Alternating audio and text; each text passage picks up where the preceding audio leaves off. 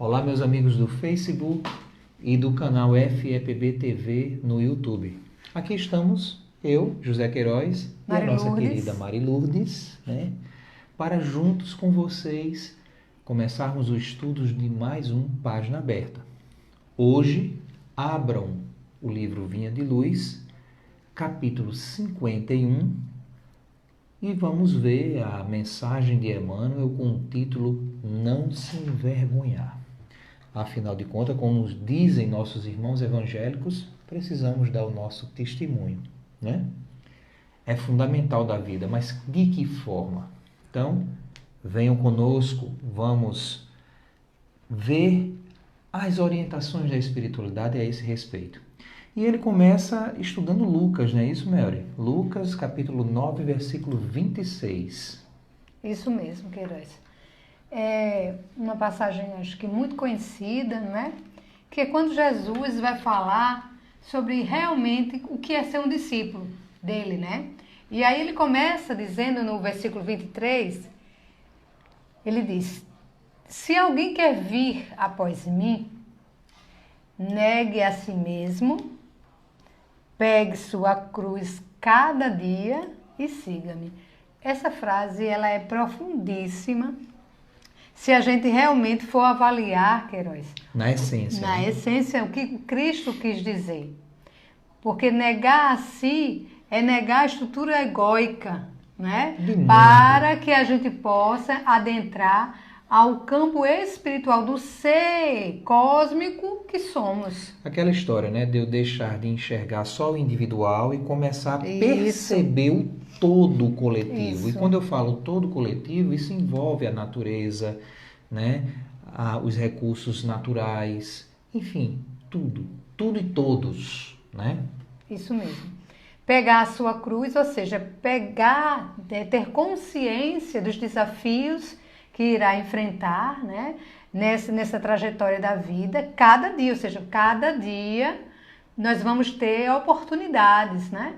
E para que realmente, quando ele coloca, ele fecha aqui, e siga-me. Ou seja, primeiro eu preciso entender que sou um ser espiritual, preciso ter consciência do meu objetivo aqui na Terra, e para realmente vir após o Cristo, eu preciso seguir os seus ensinamentos.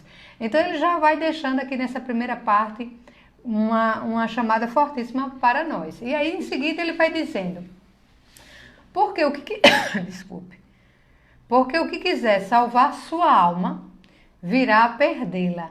E quem perder sua alma por amor de mim, salvá-la-á. Então, veja só, como assim, né? Porque salvar a sua alma, e a gente sabe que muitos que estavam na época de Jesus estavam ali com ele, se diziam sabedores, né, das leis, e tinha determinados comportamentos que se diziam que estavam salvos, mas na verdade aquilo ainda era um engano, porque eles não conheciam o que estava para além do material. E hoje, por acaso, é diferente? Né? Ainda, né? Mas nós já temos aí tantos... Se considerando salvos. Quando a gente se apega às coisas materiais, a gente termina perdendo, né? Mas quem perde quando ele diz perde ou se desnuda dessa coisa material, por amor a ele, aí sim, a gente vai entendendo o que é salvar-se. Mas isso só vai acontecer quando for por amor. Porque a questão da salvação, ela sempre foi entendida como algo externo, né? Dado. Não só dado, mas de escolha. No sentido de eu mudar externamente. Uma mera posição. Você está entendendo? Uma mera posição.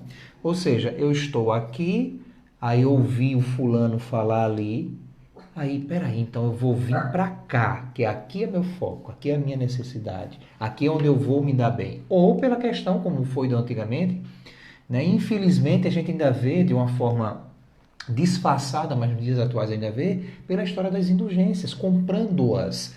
Mas verifiquemos que sempre com indumentária, sempre com coisas externas. sempre deixando de lado o principal, que é a literatura decodificada, vamos dizer assim, da cruz. Que são as dificuldades, né? Que são as mazelas, como diz, né, um colega nosso, Alberto Almeida, as encrencas, né, que a gente tem que trabalhar.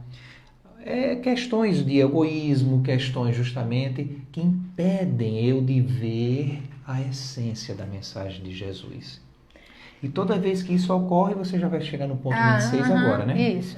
Que é o ponto que a gente, Emmanuel puxou de destaque para o ensinamento.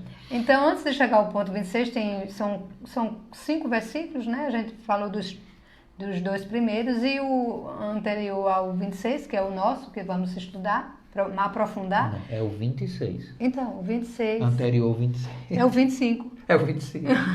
Que vamos estudar é o 25. Talvez eu não tenha me feito entender. Eu vou ler o 25, que é o anterior ao que Emmanuel traz, né? Então, ele diz que porque aproveita o homem granjear todo mundo quando perde a si mesmo. Então, aonde a gente precisa entender onde é o nosso foco de crescimento, porque muitas vezes estamos buscando coisas materiais que vamos nos perdendo nessa busca. E aí chego no versículo 26, que é o versículo que Emmanuel vai pegar, porque de Jesus. Porque qualquer que de mim e das minhas palavras se envergonhar dele, se envergonhará o Filho do Homem. Isso está em Lucas, no capítulo 9, versículo 26. Aí logo na primeira passagem, né, Emmanuel vai, digamos assim, elucidando a respeito da forma que o homem muitas vezes interpreta, sem lembrar daquela questão que o Cristo disse: cuidado com a letra que mata, e observar e prestar atenção no espírito que vivifica, né? Emmanuel nos chama a atenção que muitos aprendizes, aí ele está colocando todos nós no meio, existem satisfeitos consigo mesmo. Tão somente, eu achei interessante isso que ele botou, tão somente, porque acham que só aquilo é o suficiente, né? Em razão de algumas afirmativas quixotescas, né? Aí a gente tem que entrar em Dom Quixote de la Mancha, né? De la Mancha, que é a forma com que Dom Quixote, né, agia no mundo. Porque Dom Quixote era um sonhador, um lunático, né? Então ele sonhava para além da realidade. Então eu acho que é isso que Emmanuel traz aí, né? Não, mas é aquela história. Ele vivia no mundo da lua, em outras interpretações, né? Então, quem pensa que só isso resolve está no mundo da lua. Não está vivendo essencialmente o que o Cristo disse, né? Aí vamos continuando. Congregam-se em grandes discussões, né? A questão dos embates, e a gente vê muito isso. Atrabiliários, você falou das palavras de Emmanuel, né? Colérico, violento. E irracíveis, sem bom senso, partindo muitas vezes, e a gente vê com muita frequência nos dias atuais, para agressão.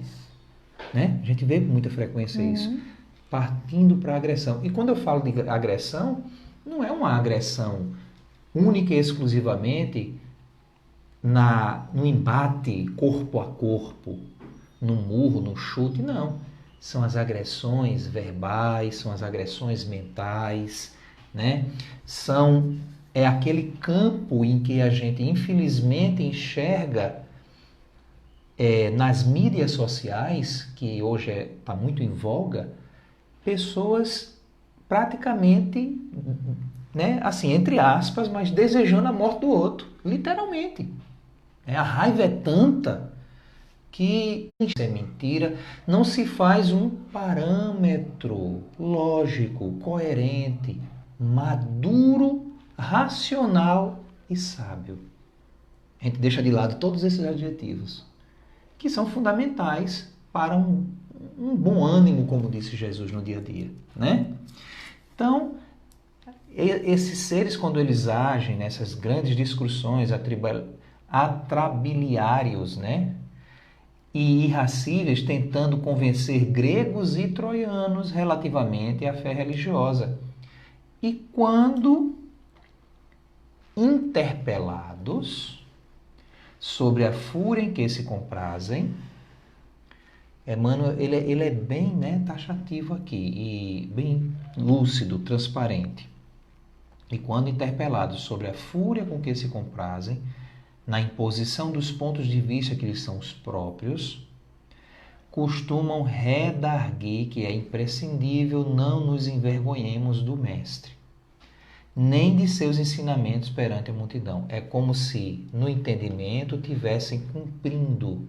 E acusa, né, os outros de não estarem fazendo. O que Jesus advertiu, e não, eu não estou envergonhando Jesus, eu estou fazendo por Jesus. E aí a gente deixa de enxergar que essas pessoas, Melry, elas ainda são, sabe o quê? Paulos. E não encontraram ainda na porta de Damasco a verdadeira luminosidade do Cristo para cair, verificarem sua cegueira, porque o orgulho não deixa, e de então começarem o processo para, de fato, ter com Cristo, para se transformar em Paulo, né? Eles são Tarsos da vida e ainda não se transformaram em Paulo. Porque o apóstolo dos gentios, ele também agia assim. Naquilo que ele tinha de contexto, a sua convicção era muito sincera, mas equivocada. Ele precisou de uma intervenção direta, divina. Ele precisou de muito tempo meditando para cair em si e, de fato, se preparar para o verdadeiro embate dele para com ele mesmo e para conseguir, de fato, essencialmente não envergonhar o Cristo, né? E aí... E essa outra... Essa parte é muito interessante, né? Porque Emmanuel, né, Queiroz, vai colocando vários adjetivos aí que você trouxe aí na figura de Paulo, aquelas pessoas que querem Saulo, eu falando Tarso, mas Saulo de Tarso, né? Paulo de Tarso. Era Saulo e depois transformou-se em Paulo. Isso, Saulo de Tarso. Então, ele coloca, é muito interessante quando ele traz esses adjetivos e adjetivos fortes, né? A irritabilidade, a agressividade, a visão distorcida, né? Fantasiosa, e querem convencer gregos e troianos com relação à fé religiosa. Na verdade, como se fosse realmente aquela. Os senhores da verdade. E aquela única. Ou seja, eu tenho que convencer você, não é da espiritualidade, que existe vários caminhos. Eu tenho que convencer você daquilo que eu acho crença, que é. Da minha crença. Exatamente. E aí o que me chama muita atenção é justamente, olha, o que ele diz. Grandes discussões, né, com irritabilidade, com agressividade, né, e julgando os outros, que é imprescindível não envergonhar, ou seja, os outros estão envergonhando. Isso. Ele não. Perfeito. Né, mesmo utilizando de comportamentos equivocados diante do que o Cristo falou. Que o Cristo trouxe em sua mensagem de amor e caridade. E aí você utiliza da agressividade, da violência, da irritabilidade, da acusação. Do sectarismo, né? Ai, Deus. É como Emmanuel diz aqui, né? Você fica irracível. Você age sem racionalidade. Porque a fé, conforme, né, traz novamente a vertente da verdade, o Espiritismo, né, resgata das questões lá do cristianismo primitivo, ela tem que ser racionalizada. Ora, o que é que a razão me diz num mundo tão grande? Que eu não quero nem falar do universo agora, né, porque a gente está falando de religiosidade a nível do entendimento terrestre.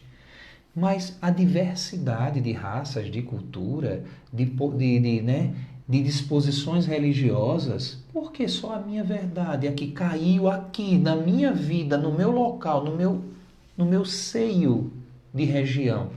Só porque minha verdade tem que cair única e exclusivamente ali? Vamos, né, ser sinceros e racionais. Será que Deus esqueceu do resto do mundo e me privilegiou? Óbvio, isso não entra, né, na questão de entendimento da razão divina do ser. Obviamente, a gente tem que usar a razão na fé de eu tenho a minha fé, mas a fé do outro também é interessante, a fé de lá também, porque na essência tudo tem a mesma origem. É o momento de cada um. Agora, todos, quando partem para determinados extremos, aí vem todos os desmantelos e violências que a Terra vivencia. Infelizmente, a história da humanidade tem mostrado isso, né? E aí, como adverte Jesus, a gente não está guardando as suas palavras. A gente não está guardando as suas palavras. Em suma, não estamos vivenciando de fato o Evangelho em sua essência. Ainda estamos tal qual Saulo de Tarso, ainda estamos tal qual Saulo de Tarso, perseguindo, apedrejando, matando em nome do Senhor. Claro que não precisa chegar às questões ao pé da letra, mas, em suma, eu acho que a gente não faz isso porque a gente não pode, né, Mary? Mas se a gente pudesse, até que a gente faria. Infelizmente. E a verdade não é nesse sentido. A verdade é de que todos nós temos a importância para Deus. E cada um é respeitado em sua individualidade e na sua fé. Então, essas questões que a gente vive muito em moda aqui no Brasil hoje, de esquerda, direita, centrão, meu povo, pelo amor de Deus, né? A gente precisa pensar numa irmandade e começar a ponderar. Todos nós somos seres divinos e todos nós podemos até pensar de uma forma A, de uma forma B, mas temos que encaixar num denominador aquele que é o caminho, a verdade e a vida. Que ele sim vai nos dar o norte. Deus sempre vai escrever certo por linhas tortas. Que, né, em suma, somos nós que fazemos essas tortuosidades, mas Deus está ali agindo por nós e com nós. Conosco. Com nós foi ótimo, né? Conosco, e a gente tem que ter essa tranquilidade, sabe? Porque naquilo que eu tiver coerente, se a ideia não for minha, vem cá, deixa eu apertar sua mão, deixa eu somar você, mas naquilo que eu tiver incoerência, naquilo que eu não tiver acertando, e o outro vier com uma ideia melhor, mesmo que ele seja de esquerda, ou seja de direita, ou seja de centrão, não importa, ou católico, religioso, protestante, eu tenho que somar, né? Porque nós estamos aqui para isso, para aprender a reforçar e melhorar o bom, o belo, e entender, verificar o que é errado e o que é equívoco, né? O desmantelo e ponderar na solução, na resolutividade. Eu tenho palavras de certeza, mas tenho também questões de erros. E eu tenho que estar atento. Lembra do Cristo? Orai e vigiai sempre. Porque no momento que a minha razão estiver contrariando as questões do Evangelho, eu tenho que dar a mão, literalmente, a palmatória e seguir a ideia, mesmo que seja a ideia do outro, mas é a dele que está mais coerente. E assim, vamos dizer, né, Mary, caminha a humanidade. E Emmanuel continua, Queiroz, dizendo que, todavia, por vezes, a preocupação de preservar o cristianismo não passa de posição meramente verbal. Né? Da boca Então, pra fora. ou seja, superficial, né? Da boca para fora. Porque o cristianismo ele é uma proposta de profundidade. Ele não é algo superficial. Mas é interessante salientar, acessível a todo aquele sim. de boa vontade. Porque, na verdade, ela é um processo de transformação e todo processo não é de uma hora para outra. E essa aceitação e esse entendimento do cristianismo faz você fazer essa introspecção, né, diante das mensagens, das palavras do Cristo. É porque, infelizmente, ainda, como nós estamos arraigados ao egoísmo, nós colocamos uma máscara de benfeitores e ainda não somos. Então, a mensagem do Cristo é uma mensagem de autocrítica.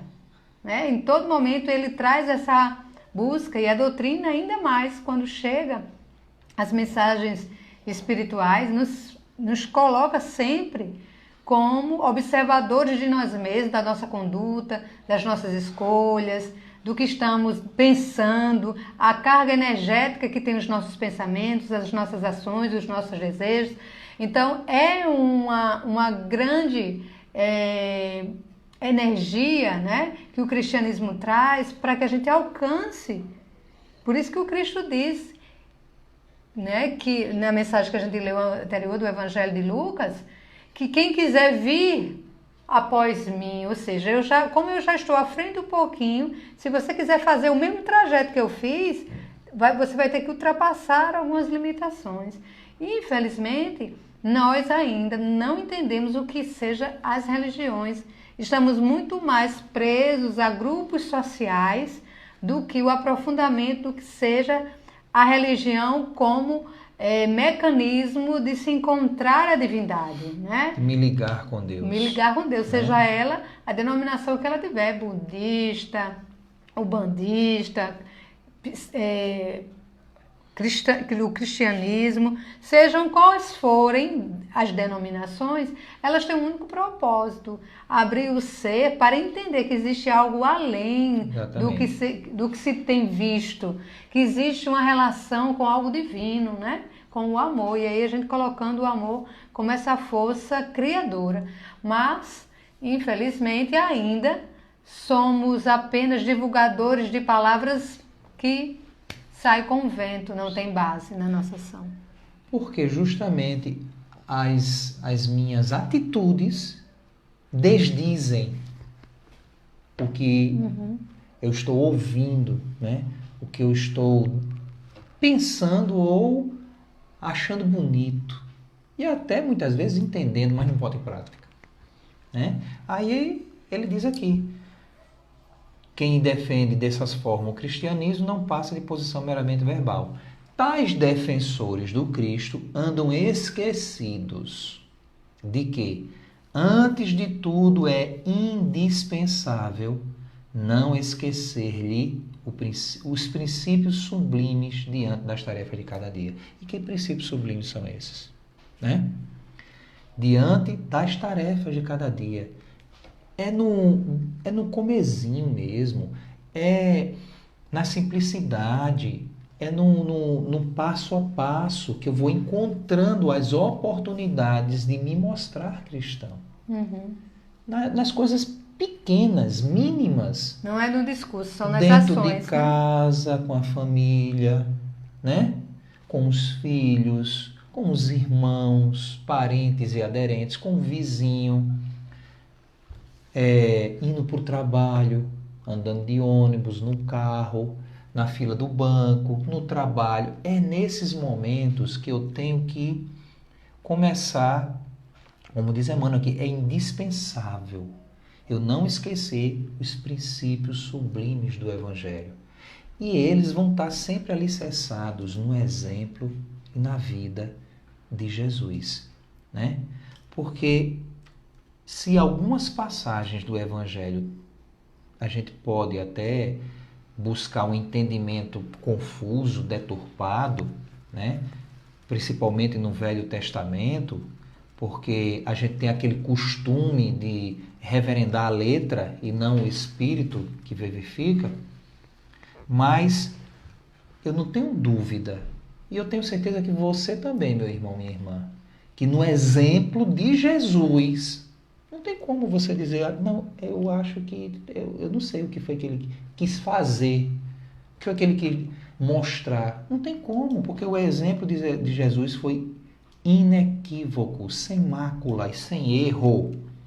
Foi vivência pura, evangelho. Evangelho, porque Deus é assim. Deus escreve o evangelho na sua obra, e sua obra divina somos nós. Aquele ser, então, que se cristificou é o evangelho vivo, que vive, que abunda, né? que transmuta e substancia em atitudes, pensamentos, palavras, gestos e tudo mais aquilo que é da essência da religiosidade, da religião, o Evangelho, né? Boa nova. Emmanuel continua dizendo, a vida de um homem é a sua própria confissão pública. O exemplo arrasta, em outras palavras. O exemplo mostra de fato quem eu sou, quem você é. O que é que você tem de melhor e o que é que você tem ainda para aprender, para melhorar, para progredir. Mas a gente tem que estar atento, né? A gente tem que dar aquele olhar, para dentro de nós, para nos aceitar com virtudes e defeitos. Principalmente os defeitos. Porque a gente costuma botar os defeitinhos para debaixo do tapete e deixar para depois, né? E literalmente levando com a barriga, como se diz. E aí as coisas vão se complicando e não vão se resolvendo. E a gente não vê a tranquilidade chegar ao nosso ambiente, a gente não vê as coisas melhorarem. Mas por quê? É o mundo culpado, é o governo A, o governo B, né? Não é meu vizinho que não entende, é minha mulher que, poxa, por mais que eu tente, ela não entende, ela não faz por onde. É sempre o outro, né, Mary? É sempre a dificuldade minha que eu enxergo no outro e não aceito que ela está dentro de mim. A conduta de cada crente é a sua verdadeira confissão de fé. Olha o que Emmanuel diz. Profissão. Profissão, confissão, vai dar no meio. É verdade. E aí ele vai trazendo, né? Muito infantis o trovão da voz e a mímica verbalista, filhos da vaidade individual, junto de ouvintes incompreensivos e complacentes, com pleno esquecimento dos necessários testemunhos com o mestre, na oficina do trabalho comum e no lar purificador. Então, é importante que a gente reflita, meus irmãos e irmãs, realmente, como nós estamos vivenciando os nossos dias, como é que está o nosso testemunho. Porque quando as pessoas pensam em testemunho, eu preciso ter uma história de muita dor e que eu consegui superar, não. Ou eu preciso fazer uma novena, preciso ficar em jejum, né? Não. É que na sua vida os ensinamentos do mestre sejam o guia. Que você, pelo menos, experimente, exercite, porque primeiro não é fácil, é simples, porque a simplicidade nem sempre é fácil, é simples. A mensagem é simples, é compreensível, mas por nós sermos ainda seres egóicos, onde o egoísmo está imperando em nós, é difícil nos desapegar dessa estrutura. Por isso que ele diz, né? Logo no seu primeiro versículo, se alguém quer vir, pois me negue a si mesmo, esse si Não é o ser espiritual, mas o ser estrutura, né, egóica, egoísta, para realmente pegar a sua cruz a cada dia e seguir. Então, é muito interessante, Queiroz, isso que ele coloca aqui, né? Esse testemunho é você ser capaz de experimentar, se esforçar a colocar a mensagem do Evangelho do Cristo na prática do seu dia a dia, em todas as coisas. Não é para os outros, não. É justamente naquele momento que ninguém está vendo. Porque eu vou acrescentar, né? Que eu falei do jejum, falei da novena. É até interessante, e que quem tem isso como fonte de alicerçar a sua fé, que o faça. Mas não fique só nisso, né? A advertência de Emmanuel é que a gente não fique só nisso. Como o espírita também, ele pode limitar. Não, eu vou ali fazer a campanha do quilo no domingo, para mim tá bom, né? Não, eu vou assistir uma palestra na federação, eu vou ali no centro espírita, vou ouvir, vou receber um passe, tomar água, pronto, tá bom para mim. E o dia a dia, nada. Eis a questão. Eis a infantilidade que Emmanuel chama a atenção aí. Isso. Né? E ele fecha agora, né, Queiroz? Aí ele fecha com chave de ouro. Né? Ele sintetiza tudo nesse parágrafo. Que é justamente o corolário do que a gente deve e deveria estar fazendo. Torna-se indispensável não se envergonhar o aprendiz de Jesus, não em perlengas calorosas, das quais cada contentor regressa mais exasperado, mas sim perante as situações aparentemente insignificantes ou eminentemente expressivas, em que se pede ao crente o exemplo. Aí vem o que a gente tem esquecido: o exemplo do amor, o exemplo da renúncia, o exemplo do sacrifício pessoal que o Senhor demonstrou. Olha o exemplo, ele demonstrou tudo isso em sua trajetória sublime. E se ele é guia e modelo, e se eu ainda me considero discípulo ou só meramente seu seguidor, então respeitemos o seu exemplo, a sua trajetória sublime como o sol de nossas vidas e comecemos com os nossos exemplos, com os nossos pensamentos e atitudes a seguir seus passos. Aí a gente já vai enveredar para um bom caminho. De vez em quando vai acontecer besteira, viu? De vez em quando a gente vai fazer o que não deve. Mas, lembra, orar e vigiar? A gente está aqui na imperfeição, então a queda faz parte da trajetória, mas o importante é estar atento. E se for preciso até dar 2 passos para trás, mas se preparando para o avanço fundamental rumo à redenção. Ajuda-te, que o céu te ajudará. Em suma, é isso. Então, nós sempre terminamos o nosso página com um poema, né, de algum irmão colaborador da espiritualidade. Hoje nós temos quem e o que poema? Casimiro Cunha. Casimiro Cunha. Casimiro, só digo Casimiro. É um S só. A escola. E ele diz assim: fita o mundo em derredor e a vida que te bendiz. Soma as bênçãos que te cerca, nunca te digas infeliz. Onde estiveres, anota, ao senso que te conduz. O sol, igual para todos, é fonte jorrando luz. Respirando dia e noite, gastando ar e mais ar. Pelas bênçãos que assimilas, nada precisas pagar. Toda mata é um quadro lindo, em tela verde formosa. Ninguém explica na terra a beleza de uma rosa.